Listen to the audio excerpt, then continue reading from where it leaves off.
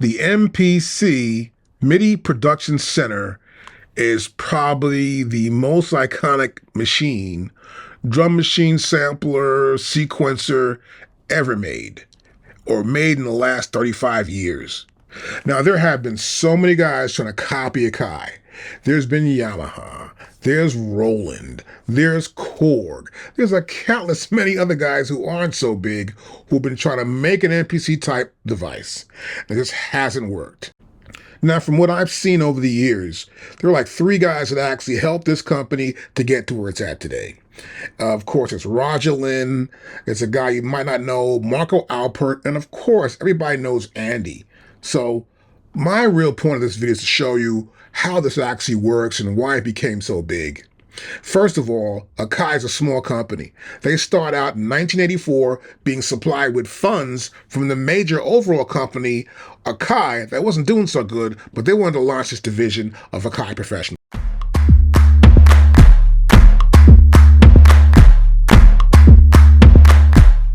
So their first device is the MG1212. It's a 12-track recorder that records on an MK20, a VHS-type tape that records about 10 minutes. Now, it's not a very popular product, but it gets their foot in the door. They come out with the AX80, which is a copy of Roland's Juno series, which sort of gets people interested at this point. But by now, the 12-bit chip is out. And with this 12-bit sampling chip, they're able to create the S612, one of their first popular samplers, and then they hit gold. They make the S900, and this is popular and everybody loves it. It works perfectly in the studio. You can save data. It's a hit. And Linn knows this. He wants to make the deal. They make the deal. He makes the machine with them. They come out with the MPC60, but they came out with something else even better, the ASQ10. This is the sequencer part of the MPC60. If you didn't want to sample, you could use this and sync up all your MIDI devices. This was a big hit. You could sync SP12, Yamaha, Roland, didn't care what you had. You can sync them all up in this device, plus bring an MPC60 if you needed to, and you were rocking. This is MIDI at its best, and everybody loves it. Here's Don Henley. He's on tour with it. He's got samples everywhere, of course, and they're rocking with the MPC60. He's talking about it. This is Michael Jackson's band from Bad. They use it on tour, every AKAI device possible, and it was rocking the shows. Now, even after that, he had the MPC62, which is a very popular machine. Price dropped, selling like crazy. Then he came back with the MPC 3000, and it's a huge hit, and it still runs today. And in all these years, Linn has made this company a huge success. Now, next up, we have Marco Alpert, and he worked for EMU Systems. They designed synthesizers and electronic devices, and also the Drumulator drum machine.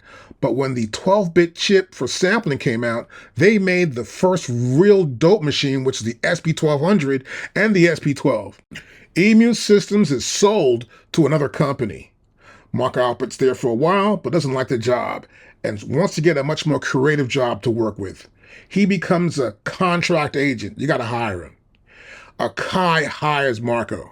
AKAI wants him to help them become a stronger brand in America. He helps them build a special new facility in California so they can do their marketing and research to get AKAI more famous. Then he comes up with an idea and he talks to them. He goes back and forth to Japan. He's trying to show them they're doing it all wrong. And he tells them this. And so I go to AKAI where the other iconic hip-hop machine, the MPC 3000, is. And my first thing there was, look, you've got this $3,500 flagship here, but with this sort of democratization of music production that's happening, there's a lot of people coming in on the bottom who really want to take part in this. And they would love a piece of something that's, you know, so iconic in their world, like an MPC 3000. So if we could build a lower cost MPC, I guarantee you, that thing would be a monster hit. And their first reaction was, no, we can't do that. The MPC 3000 is this flagship, and this would take away from it, and it would devalue it. And I said, no, it wouldn't. I mean, particularly if you look at the rap hip-hop world. Rap hip-hop people, if they can afford an MPC 3000, and there's a lower cost one down here, they're going to buy the MPC 3000. You know, they want to be seen to have the Pro best. What you're going to get down here are people who simply cannot afford an MPC 3000. And the MPC brand is going to be, it's going to spread throughout that entire world. And it was back and forth and back and forth, and eventually it was like, look, you hired me to give you strategic marketing consultation. Do you want me to or not? I mean, you know, you presumably hired me because you value my history of this sort of thing, and I really think we ought to do this. So eventually they said, okay, kind of reluctantly, we'll give it a try. So they started what became the MPC 2000, and it was an interesting process working back and forth. I went to Japan 3 or 4 times a year, and AKAI had an R&D team in the UK as well, and we used to go there. So it was a lot of traveling during those years. But I forged a relationship with a product manager in Tokyo, and we worked back and forth on what exactly the MPC 2000 would be. Roger Linn wasn't involved in this. His contract with them had ended at the time. And eventually the MPC 2000 came out and became the single most successful launch in the history of AKAI. That thing sold like 10,000 the first year at about $1,500, which in those days was unheard of. And suddenly the world of young people doing, their own rap hip hop production in their bedroom exploded around the MPC 2000. And it was an amazing thing to see. It was the most amazing thing to see. So many guys now had MPCs. And Marco also pushed for the next one, which is the 2000 XL, which they said, they listened to whatever he said at that point. What he said was gold. And they kept making 2000 XLs. They made it where they had a part you can put in, you could buy it with nothing in it, and you can buy expansion packs later on. It sold like hotcakes. A matter of fact, there are more MPC 2000 XLs out there in the used market today than there are MPC 2000s. That's how big it was. You can find it in any country in the world. I don't care where you go, you can find an MPC 2000 XL. Now we have Andy Mack. I didn't see Andy Mack till around 2012 at a NAMM show. But the guys before him were just not on it, in a sense that I felt that they were like into making music and had fun doing it and loved it and could just recite it at will. What this did, what that did, or what this did. Listen to this. Every parameter in every mode is mapped to the Q links. So you no longer have to scroll around with the cursor and use the data wheel. You can just immediately edit multiple parameters. So I'll go ahead and play something.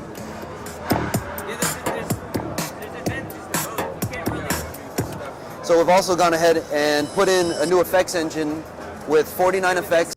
I don't get why you turned on the machine, played back some music, then turned it off and went back to explaining something. Don't understand that.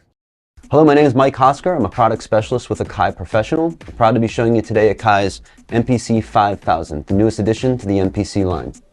If you're familiar with AKAI's MPCs, you know already that they are very powerful sampling and sequencers, and we've built upon all these features in previous MPCs, giving you a complete solution from initial concept to end result. So he's saying here, if you're familiar with MPCs, this does that. But if you're not familiar with MPCs, he doesn't go on and explain the whole idea of how this works. So this has been going on for a while with the AKAI at a NAMM show. Now here's Andy at one of his first times at a show. Studios have got some new products out. So I'm here with Andy Mack, who's going to talk about it. What's the vision behind this? Again, as I say, you guys are the MPC 60, and you've got a huge heritage of sampling and rhythm machines and production studios.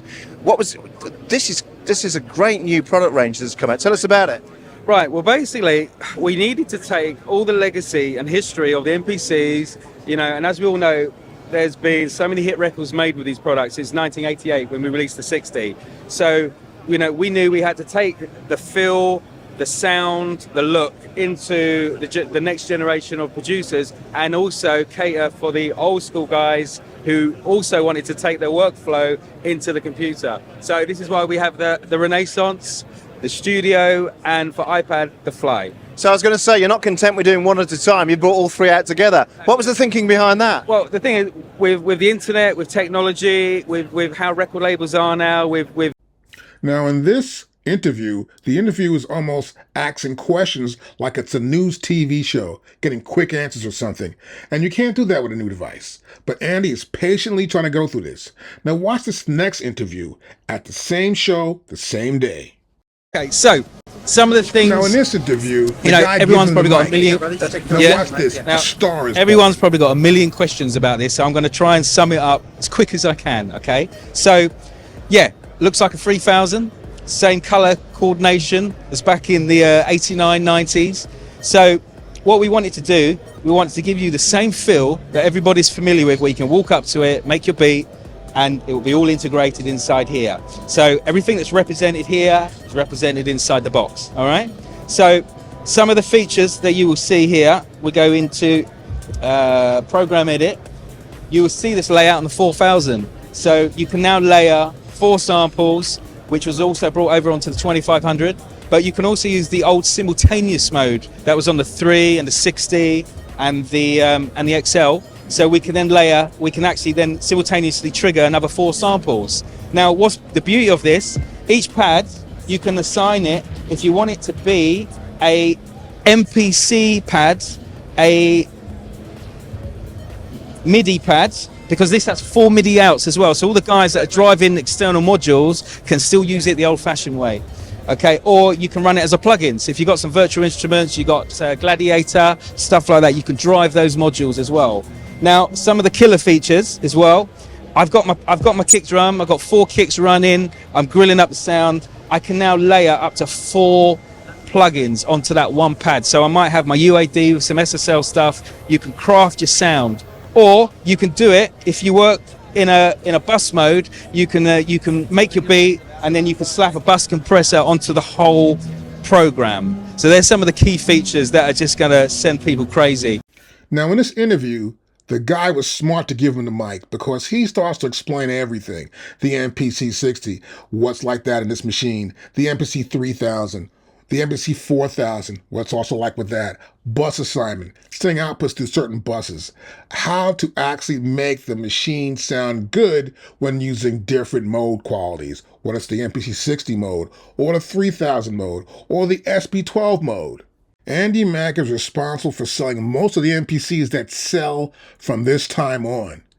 It's just great how he has managed to make every MPC sound good, explain it to you, and also visit other people at different websites or even at different YouTube channels to make sure that the information is correct and you can do it too. This is why the MPC is still selling.